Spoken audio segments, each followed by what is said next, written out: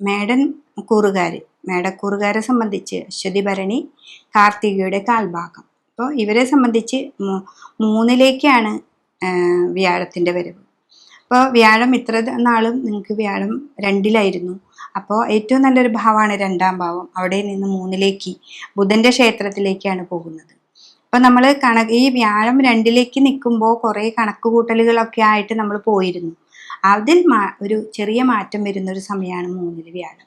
അപ്പോൾ 3-ലെ വ്യാഴം ബുധൻ്റെ ക്ഷേത്രമാണ്. അപ്പോൾ അവിടെ നമ്മുടെ കണക്കുകൾ, ബുധൻ എപ്പോഴും കണക്കിൻ്റെ കാരകത്വമുള്ള ഒരാളാണ്. അപ്പം നമ്മൾ കണക്ക് കൂട്ടി വെച്ചിരുന്ന സാമ്പത്തിക മേഖലയിൽ നിന്നൊക്കെ ഇത്തിരി അങ്ങോട്ട് ചലനങ്ങളൊക്കെ മാറ്റാനായിട്ടുള്ള ഒരു സമയം, സാഹചര്യമൊക്കെ ഉണ്ടാവും. അപ്പോൾ മാനസികമായിട്ട് നമുക്കൊരു മുറവിളി കൂട്ടുക എന്ന് പറയില്ലേ, സാമ്പത്തികമായിട്ട് നമ്മൾ കരുതി വെച്ചിരിക്കുന്ന ധനം കിട്ടായ്ക വരികയോ, ഒരാൾക്ക് കൊടുത്ത് ഏൽപ്പിച്ചിരിക്കുന്ന ധനം കിട്ടാണ്ട് വരികയൊക്കെ ചെയ്താൽ നമുക്ക് സ്വാഭാവികമായിട്ടും നമുക്കൊരു ടെൻഷൻ വരും.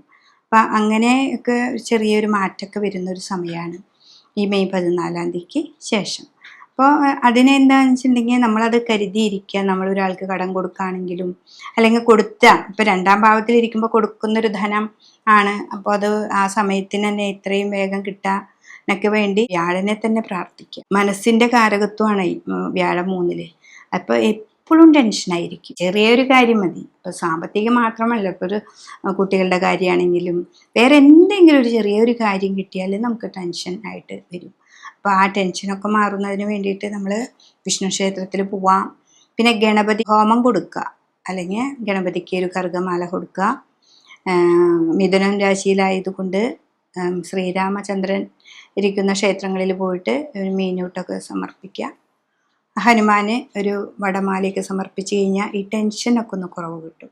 മാസത്തിലൊരിക്കൽ പോയാൽ മതി. മേടം രാശിക്കൂറുകാരെന്ന് പറഞ്ഞാൽ തന്നെ ചൊവ്വയുടെ ക്ഷേത്രമാണത്. ഇത്തിരി മനോബലമൊക്കെ കൂടിയവരാണ്.